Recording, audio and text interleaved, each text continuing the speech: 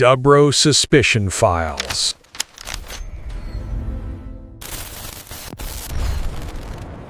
여러분, 만약에 선거에서 이기려고 적국한테 우리 쪽으로 총 좀 쏴주세요 라고 부탁했다면 이게 믿어지시나요? 이게 무슨 영화 대사냐고요? 아니요, 아닙니다. 실제로 대한민국 정치사에서 있었던 정말 아슬아슬하고 위험천만했던 도박, 바로 총풍 사건의 진짜 이야기입니다. 정말 상상하기조차 힘든 질문이죠. 하지만 바로 이 황당무계한 질문이 오늘 우리가 파헤쳐볼 이야기의 시작점입니다. 네, 여러분이 지금 보신 그대로입니다. 잘못 보신 게 아니에요. 1997년 대한민국에서 실제로 벌어진 일입니다. 아니 도대체 상황이 얼마나 절박했으면 이런 정말 말도 안 되는 일을 벌인 걸까요? 자, 첫 번째 파트입니다. 절박했던 선거. 대체 왜 그랬을까? 이 모든 일의 배경에는요, 국가 전체를 뒤흔들었던 어마어마한 위기가 자리 잡고 있었습니다. 때는 바야흐로 1997년, 바로 IMF 외환 위기가 터졌던 그 해입니다. 국가 부도라는 말까지 공공연하게 나오던 시절이었으니 국민들의 분노가 당시 정부를 향해서 그야말로 폭발 직전이었죠. 그리고 바로 그 해 겨울 대한민국의 향방을 결정할 아주 중요한 대통령 선거가 코앞으로 다가오고 있었습니다. 그런데 당시 집권 여당의 상황은 그야말로 최악이었습니다. 대쪽 판사라는 이미지로 지지율 1위를 쭉 달리던 이회창 후보가 있었는데 아들들의 병역 문제가 터지면서 지지율이 그냥 곤두박질 쳤거든요. 거기다 설상가상으로 같은 보수 진영에서 다른 후보까지 나오면서 표가 쫙 갈라지니까 이건 패배가 거의 확실해 보였죠. 캠프 분위기는 그야말로 초상집이었을 겁니다. 자, 이렇게 완전히 코너에 몰린 상황에서 이 사람들이 꺼내든 마지막 카드가 뭐였을까요? 바로 북풍이었습니다.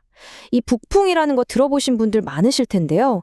이게 선거 때만 되면 꼭 한 번씩 등장하는 북한 관련 안보 이슈로 보수층 표를 모으는 한국 정치의 해묵은 공식 같은 거죠. 이러다 전쟁 나는 거 아니야? 하는 불안감이 커지면 아무래도 사람들은 안정을 외치는 보수 후보한테 마음이 갈 거다. 바로 이 계산이었던 겁니다. 그리고 실제로 이 북풍 카드는 과거에 꽤나 효과적이었습니다.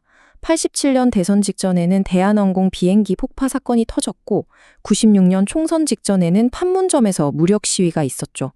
그런데 1997년의 계획은요, 그 차원이 완전히 달랐습니다. 그냥 위기가 터지길 기다리는 수준이 아니라 아예 북한에 직접 위기를 주문해서 만들어내자는 거였으니까요.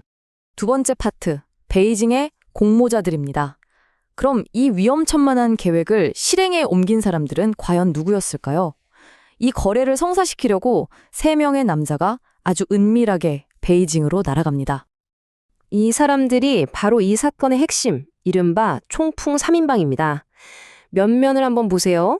청와대 행정관, 후보자 동생의 최측근, 그리고 대북 사업가. 이 조합 자체가 굉장히 의미심장하죠. 정부와 선거 캠프, 그리고 북한 라인까지 이 모든 게 연결되어 있다는 걸 보여주니까요. 단순한 개인의 일탈로 보기엔 너무나 조직적이었던 겁니다.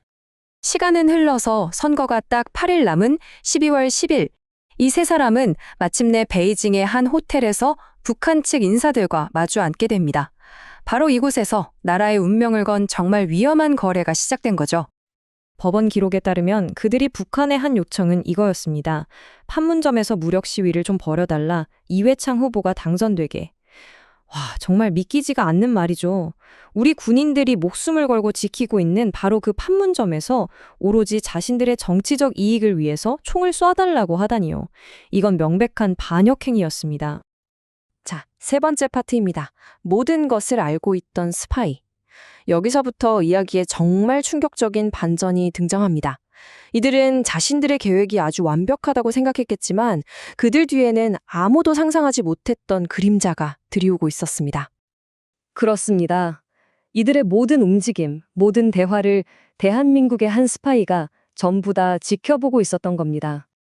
이 스파이는 즉시 이 엄청난 반역 행위를 자기 상부에 보고했겠죠. 그런데 더 기가 막힌 사실은 그가 목숨 걸고 보낸 이 중요한 보고서가 그냥 그대로 묵살당했다는 겁니다. 아니, 국가를 지키려던 스파이가 자기가 속한 국가기관한테 배신을 당한 꼴이 된 거죠. 그의 암호명은 바로 흑금성. 북한 최고위층에 아주 깊숙이 침투해서 당시 김정일까지 만났다고 하는 그야말로 전설적인 안기부 공작원이었습니다.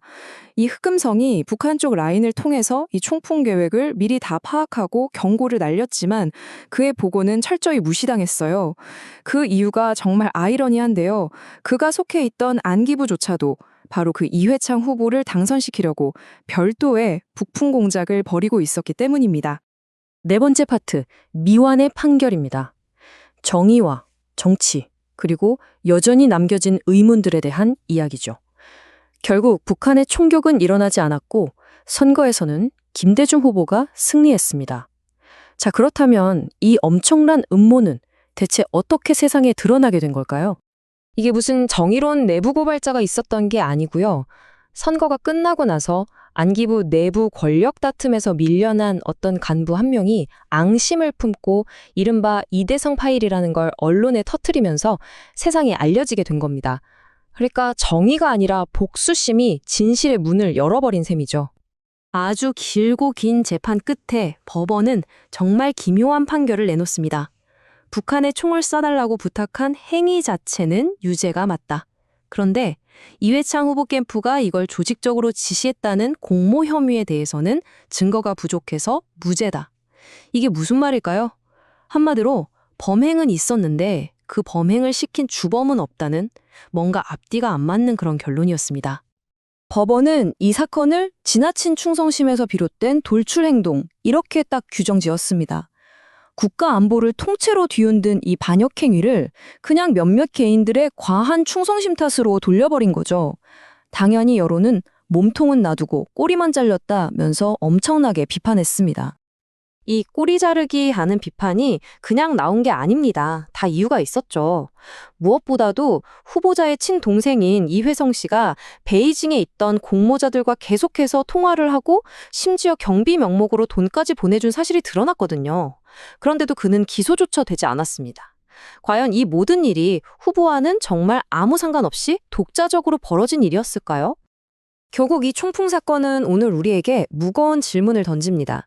권력은 자신의 생존을 위해 과연 어디까지 갈 수 있는가? 선거 승리라는 단 하나의 목표 때문에 국가 안보마저 흥정의 대상으로 삼으려고 했던 이 충격적인 사건은요, 견제받지 않는 권력이 얼마나 위험해질 수 있는지를 똑똑히 보여주는 우리 역사 속에 결코 지워지지 않을 경고등으로 남아 있습니다.